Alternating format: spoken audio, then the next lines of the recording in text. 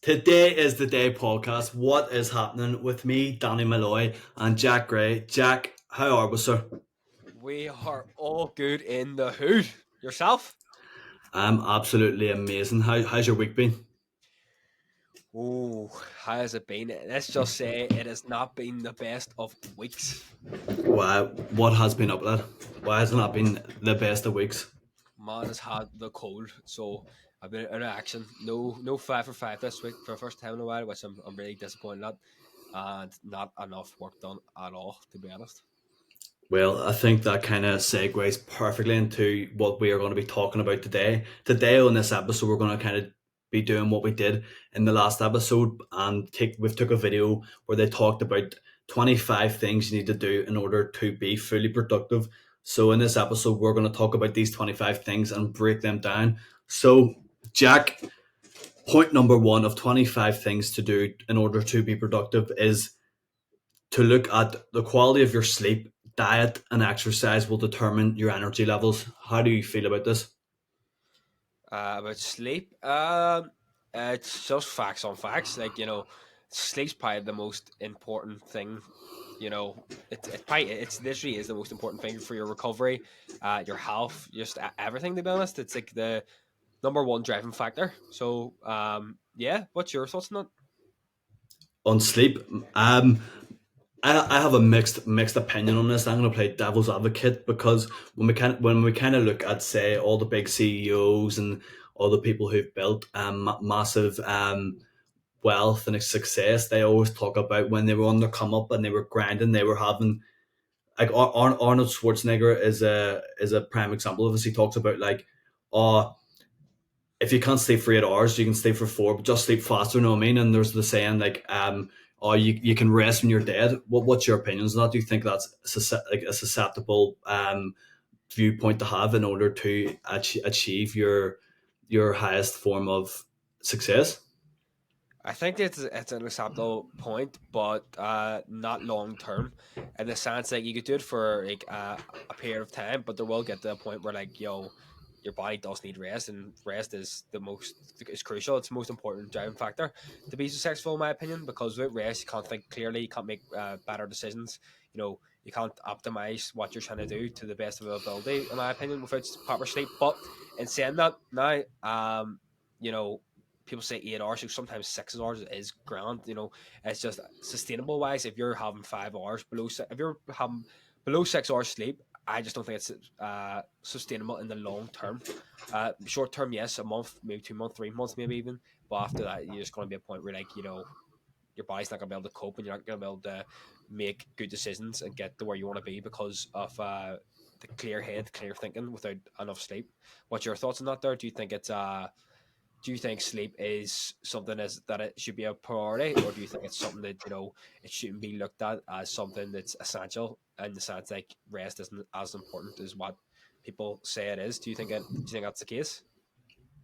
I completely agree with you, to be honest, on how vital sleep is. Do you know what I mean? Like your body repairs itself when you're sleeping. It doesn't repair itself when you're active and you're walking about and you're awake. Like we'll take one of the viewpoints that I was listening to recently was talking about testosterone. Do you know what I mean? Well, what forms into testosterone is cholesterol. So when you eat cholesterol throughout the day, say in the form of like egg yolks or other types of food, it's when you're sleeping, your body actually takes that fatty cholesterol and converts it into testosterone. And testosterone is one of the main energy drivers that predict your mood, your thoughts, everything. Do you know what I mean? So if you're like sacrificing that and diluting that down by having shit sleep, I think you're on a path of destruction. To be honest. Yeah, I on top of distraction, because personally, when I feel sleepy and tired, I get distracted very easily. Because I'm not locked in as much. I'm not like making clear decisions, as I was talking about earlier. So yeah, no, I'd 100% agree with that viewpoint. I'm on the same boat. Yeah. Well, what about diet and exercise then? Oh, essential. Like it's literally, am I for me, for me personally anyway, it's like medicine for me, to be honest. Like sleep, or not sleep, sorry, training and eating proper, like it's medicine for me. Because when I eat good, I feel good. But when I eat shit, which I have been recently, I feel like shit afterwards, but not during. And I always say, to this point recently, in past few podcasts, I've said it already enough times, but do things based on how you feel afterwards, not during. And that just goes the same point with training and nutrition. But yeah, in my opinion, it's like a form of medication. Like it's self love as well. Like to be honest, treating yourself with respect. In my opinion. So, what's your thoughts on training and nutrition when it comes to that? Yeah, so obviously this is kind of aligned towards productivity. So that I think at the end of the day, your body's just a machine. If you put piss poor food in your body, you're going to get piss poor results. Do you know what I mean? And it's going to massively affect your mood, your productivity levels, every single thing. But we can look at it from the flip side. If you're trying to be productive and you're trying to, what's the word, use your time in the most effective way possible, sometimes cooking the healthiest option isn't the most productive because it's so much easier than spending say 45 minutes an hour cooking just to just order something on Uber Eats or just eat whatever it may be. But exercise, like I was reading this thing recently and it kind of like not give me an awakening, but kind of like a eureka moment. Like and it ties into sleep and diet as well because like when we wake up and we feel groggy, we're like, oh, I'm so tired the rest of the day. But like the reason you have no energy is because your body doesn't release energy unless you're exercising. So if you go out and go for a walk, your body starts releasing energy and wakes you up. It is normal to wake up in the morning and feel groggy, but it's just because you're lying there resting and your body is not supplying you the energy you need. 100%. Like if I look at this week, for example, for anyone that's watching, I've obviously been unwell because I've had the cold and I haven't been doing stuff. I felt like I've had less energy, not because I wasn't well, but because I wasn't doing anything. But if you look at the week before, like me going to the gym, training, all the rest of it, I have more energy when I'm actually doing stuff rather than when I'm actually not doing anything. So yeah, it makes 100% sense. So it does. Yeah, I Also, completely agree. the mental side of things, I think we touched on it last podcast, but mentally, you know, as again you make clear decisions, you can think clear, you can become the best possible you can be more successful in my opinion when you exercise because you're thinking from a better standpoint and you're in a better position. Your body looks good. You don't have to concentrate on, oh, I feel like shit, I look like shit, but I'll do this work. Now you're thinking, oh, I already feel good, my body's already good, so I don't need it, what I mean? That kind of thing. Yeah, yeah, briefly summarizing what I said in the last podcast about exercise, it puts you in like high stress situations, which translates over into say your personal life and your professional life.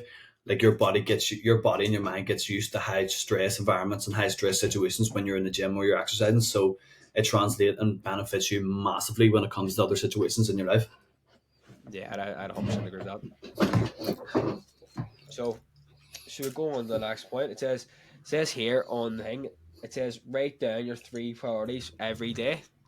What's your viewpoint on this point here that I've wrote down? Is this something that you do, and is it something that gets you more productive? What's your thoughts? Yeah, I do completely agree with this point. Do you know what I mean? About writing down your top three priorities and focusing on your top three priorities. Three, why the number three? I don't know. Just I kind of just say it writing down your top priorities in general. Do you know what I mean? You can't From aim. Go from ahead. like first priority down to last, or like what way? Um, well, yeah, just the top priorities that you hold, and the top three priorities that you want to achieve. You know what I mean? You can't really aim if you don't know where you're aiming. Yeah, 100%. Um, my point of view on that is that personally, I don't write down three priorities. I would then write down what I'm doing for that day, but I don't write down the main three, which is probably a shame because you know not every day we're going to get everything done on that list, but if we can get the three main things that we want to get done, I can understand that viewpoint. And yeah, definitely, no, I understand it, why they think that gets you more productive. Also, it's, as you said, getting clear on what it is you actually want to do. If you haven't got a list or three priorities of what you actually want to get done within that day, then you're just going through the day thinking, what have I actually got to do? What is it? Oh, and then you have to think, and that's wasting even more time thinking of what you have to do. And then on top of that, you know, again, you could just not even be able to think of what you have to do, and then you're sitting there doing nothing all day because you haven't got a list or priorities yourself. Yeah, I completely understand. What would you say to someone though who doesn't know what their top three priorities are, and like, what would you say to them to find their top three priorities?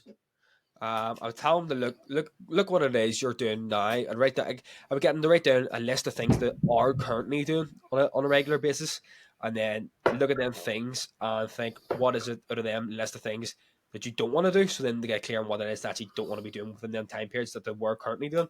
And then now the way that what I would think about find ways to replace that would be what are the things that you want to start doing, right? Maybe you don't know what it is you want to start doing, obviously, which is obviously a hard concept to find, maybe, but YouTube it. There's so many information there, and I guarantee anyone that's watching this podcast, there's something they want to be doing or need to be doing that they're not doing. So I can guarantee right now, whoever it is watching this will know there is things they know they should be doing, but they're not doing. So I feel like look at the blanks, look at the things you don't want to be doing on a regular basis, what you were currently doing, take them away, and then add in the things you know you should be doing. So that's what I would do. What would you do in that situation? In that situation, I would kind of look at what as you talked about there. What are the things that I'm doing that I don't want to be doing, and what is the things that I want to be doing, and kind of making a roadmap and a process in order to achieve them things that becomes a daily part of your life. Do you know what I mean? So you are working towards this goal of achieving these things. Then Yeah, from there, break it down into priorities every single day, every single month, every single year. Do you know what I mean? 100%. And for anyone watching, like when we and Danny are talking about parties and all this here, it doesn't have to be massive. It can be it's as simple as fucking brushing your teeth. It doesn't have to be the extreme of, all right, today I have to make $1 million today. Like something like that. Like it doesn't have to be something extreme. As Danny was saying, small tasks. The kind of thing. So don't always think that you have to do something extraordinary every day. That kind of thing. Yeah, I 100% agree. I'll move on to the next point here. This is one that I definitely do use. If it takes less than 2 minutes, do it now. Oh, that's good. That's a good one. That is a good one. Well, we'll go off my thoughts on that. 100%, 1,000,000% actually. See, I was in this stage actually. I was probably a wee while going, probably a month ago or something. This is when I felt like I was clear and I was locked in. And when I had that list of things I needed to get done, as we were talking about in the previous thing, I got them all done. And because I was actually doing the things I said I was going to do, I had even more time after because I had actually not no fucked about it. It was not like, oh, this only takes 2 minutes, so I'll just leave that to later. And I can always do some more time. I was doing it there and then if you get me, and then looking at my list and that kind of thing. So yeah, no, I 100% agree with that. What would your thoughts be in that? There, do you think that's an agreeable point? I think it's such a useful way to see things. Do you know what I mean?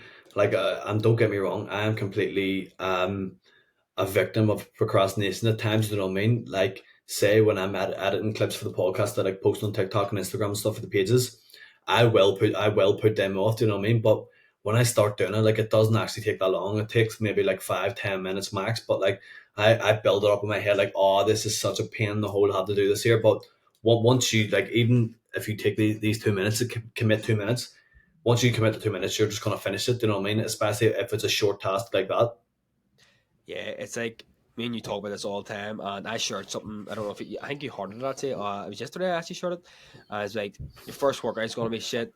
Your first anything's going to be shit. Blah blah blah. It's kind of like that saying, like, you know, it may take ages to do that, but the hardest thing to do is starting. You know, it's so hard to start doing that work, but see, once you start, it's like this is easy. Like it's not gonna take me that long. So as we said, the hardest thing is to start, but sometimes you just have to bite the bullet. And the quicker you bite the bullet, the less time you spend thinking about doing it and actually doing it. And then you're not doubling your time of thinking and doing it. You're just doing it. So then you're actually cutting out that slacking procrastination phase. So yeah, no, I'd agree with that 100%. I'll have any more points on that there. No, go on to the next point, sure. Next point, turn off all non-emergency notifications. What's your views on this? I completely agree. I was literally saying to Jack before the podcast here about everyone kind of looks. One of the episodes we were talking about, what's the most productive app? Well, what are our apps you use to be more productive? The most productive thing you can do with your phone is put it on airplane mode. Simply, do you know what I mean? Because when you have notifications coming in, and then you're so inclined to check these notifications. When you check the notifications, there's just some bollocks about someone talking in the group chat or something. Just that isn't going to make you get your work done any quicker. No, I mean, but like for some reason we love distracting ourselves because it's so much more comfortable and easier to sit and scroll on our phones than it is to sit and do the task that's in front of us. Yeah, we've all fell slave to that point, is in the sense, we've had our phones on, we don't turn them off when we're doing work. But the way to look at that would be like, what is actually going to make you move the needle forward? And that's the my gist of the turn off the notifications, that's the emergency. What's actually going to move the needle forward for you? Like, is it going to is your phone being beside you, being distracted and binging off, even if you're not going on the phone? That alone is being a distraction to where you want to be, and it's not going to get you moving that needle just a wee bit further to your goal, whether it's an assignment or like a business, whatever it is. What's actually going to move the needle forward, and that's not it. That's something that I struggle with. I'm sure Danny probably struggled with before as well, but yeah, that's something I'm actually looking into as well. The airplane mode that Danny just said as well, I thought that's a great idea. I never even thought of it. I went and ordered actually a clock there because I never even thought of that, to be fair. But yeah, phones, unless they're emergency. What's your thoughts on that? Unless it's an emergency, how can we? What if we don't know if it's an emergency or not, etc.? What's your thoughts on that, Don? To be honest, as you said, you can't really just distinguish whether it's emergency or not. You know what I mean? Because it's just going to come through as any other notification is. Um, is there a way to turn on only simply getting like messages and notifications from certain people on your phone? I don't know. I'm not aware of it. Maybe there is, but yeah, obviously, if there's emergency, respond to it. But let's be honest, how often does an emergency actually happen in that sense that you're in, say, that 45 minutes or an hour time frame that you're going to be sitting doing work? That 45 minutes will create a massive difference if it is emergency. Do you know what I mean? So I think just turning on airplane mode is kind of the best way to react to that. Yeah, and that could also be a form of procrastination, saying, "Oh, but what if this happens? What if that happens?" How often does this or that happens that you can't actually take an hour and a half, 2 hours, 3 hours off your phone? Not very rarely does an emergency happen. So maybe that's just a, someone's viewpoint of thinking, "What if?" Rather than I've got work to do, instead of thinking, "Oh, I've got emergencies. Well, just in case I need to have my phone on standby kind of thing." So yeah, I would agree with this statement 100%. So Yeah, I think you also need to outline what actually is an emergency as well. Do you know what I mean? yeah, 100%. Like, what's more important? Like, it could be an emergency that's, oh, how do I say, well, for example, oh, the dishwasher needs empty. That's not an emergency. That can wait. I've got work to do, mate. Know what I mean? uh, yeah, true, true. Like a lot of things that people say are emergencies aren't actually emergencies. But swiftly moving on to point number five, it's actually a quote by Alex Hermosi. It says, "If rest increases your output per unit time, then it was productive." The king, like The king. the absolute king. If say that point again. If rest increases your output per unit time, then it was productive. Productive. I would agree. The reason for this is because if you can get rest and then after the rest be able to produce more than what you were doing lazy work, like example, if you weren't rested properly and you do some work, um you're getting work done, but you're getting lazy work done, one that's not going to benefit you in the long run than what it would have if you actually got rest. um, with resting, and when you get the rest, obviously you can produce, in my opinion, quality work instead of quantity work. So quality over quantity in that sense. But what's your viewpoints? I'm intrigued to know what you would think on that. Yeah, I completely agree with it. To be fair, do you know what I mean? As you spoke about there, about if you have quality rest, you're going to produce quality work. But I do think there is some tasks that are very monotonous and tedious, which can be done on little rest, like admin stuff and stuff that's really straightforward. But if you really want to have really productive work and high quality work, something that like say is creative in a sense, or something that's like along them lines, I think rest is vital because it gives you the ability to have a clear thought pattern and a clear thinking, so you can put your touch on it and portray what you're thinking in your head across into the physical form. Yeah, like optimize your time instead of making it a disadvantage. Yeah, 100%. Definitely. I agree. What is the next point, Danny? If it's not on your calendar, it Oh, probably won't. my God.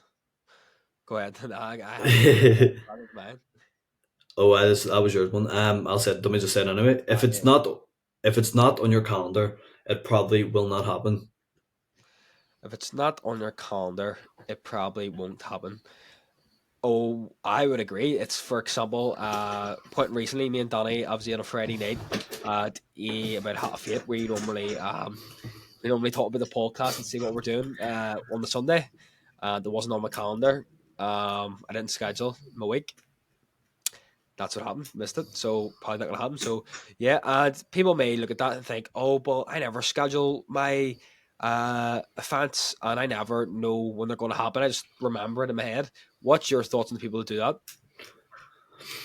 I would say for absolutely fair play to them because I'm not able to do that. To be fair, if I want something done, I have to remind myself about six times, and if I have it written down, sitting on my desk right in front of me that I can see very clear every single day, um, I'm way more likely to do it. Do you know what I mean? Like we have what about 60,000 thoughts a day, so trying to remember one singular thought out of 60,000 to do something, the chances are 1 in 60,000. So 100%. As well, like normally when the things that we want to get done, we will 100% guarantee no matter what, we will definitely not find a way of missing it. But just in case that does happen, we would, make sure it doesn't happen. Or make sure it does happen. Sorry. Um, it's not. Oh, 8 hours sleep. Something hack. Right. I would agree with this now. Danny's just coming back now. 8 hours sleep of any supplement stack. I would 100% agree. Like we were talking about sleep already a lot on this podcast. There's Danny back now. I was talking about sleep a lot in this podcast, but I feel like sleep is, as we already talked about, is the number one driving factor for success, in my opinion. Like as rest of talking about, but I feel like we should move on to a different point because I think we've already talked enough about sleep. But would you think? Well, before we move on, Danny, would you think 8 hours sleep is the best supplement for being product or being productive? yeah, I would completely agree. Do you know what I mean? I think in our society there's so much focus on on high caffeine consumption and minimizing your sleep, whereas if you have a good sleep and a good rest, that you're going to be so much more productive than you're going to be if you're simply running on caffeine that you end up crashing after 45 minutes. Yeah, 100%. I'd agree. 100%. Next point.